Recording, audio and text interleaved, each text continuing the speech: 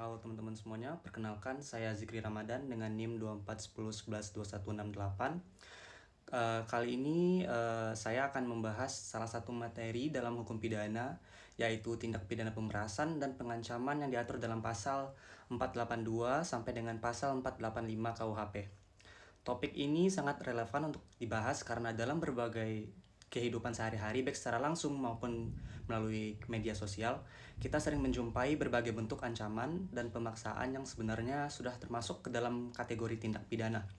Namun, masih banyak masyarakat yang belum menyadari bahwa tindakan tersebut memiliki konsekuensi hukum yang serius.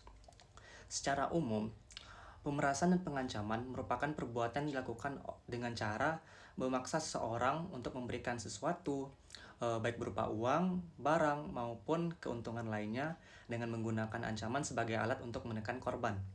Ancaman yang digunakan oleh pelaku dapat berupa berbagai bentuk seperti ancaman kekerasan fisik, ancaman akan membuka rahasia atau aib, maupun ancaman lain yang dapat menimbulkan rasa takut, tekanan, atau ketidaknyamanan pada korban.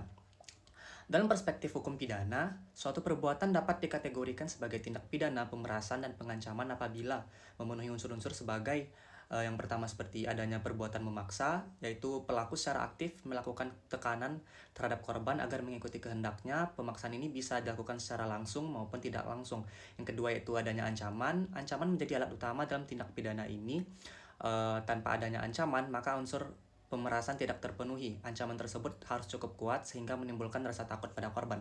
Yang ketiga, adanya tujuan untuk menguntungkan diri sendiri atau orang lain. Pelaku memiliki niat atau maksud tertentu, biasanya untuk memperoleh uang, barang, atau keuntungan lainnya secara melawan hukum. Yang keempat, adanya kerugian pada korban.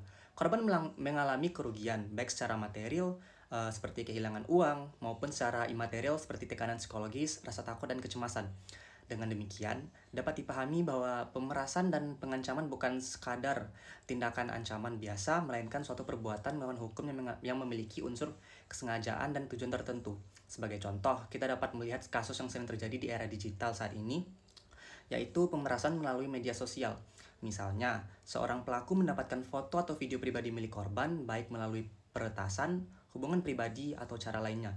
Kemudian, si pelaku menghubungi korban dan mengancam akan menyebarluaskan foto atau video tersebut jika korban tidak memberikan sejumlah uang. Dalam situasi ini, korban biasanya merasa takut, panik, dan tertekan, sehingga cenderung menuruti permintaan si pelaku.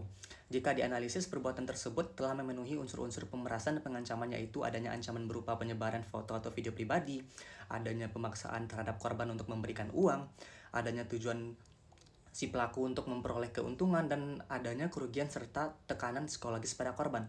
Selain itu, contoh lain yang juga sering terjadi adalah ketika seseorang mengancam akan melakukan kekerasan fisik apabila korban tidak memberikan uang atau barang tertentu. Misalnya, dalam situasi premanisme, pelaku meminta uang keamanan dengan disertai ancaman. Maka hal tersebut juga termasuk dalam kategori pemerasan dan pengancaman karena adanya unsur paksaan dan ancaman untuk memperoleh keuntungan secara melawan hukum. Berdasarkan uraian tersebut, dapat disimpulkan bahwa tindak pidana pemerasan dan pengancaman merupakan perbuatan yang dilakukan dengan cara memaksa seseorang melalui ancaman untuk memperoleh keuntungan secara melawan hukum. Tindak pidana ini tidak hanya merugikan secara material, tetapi juga dapat menimbulkan dampak psikologis yang serius bagi korban, seperti rasa takut, trauma, dan tekanan mental.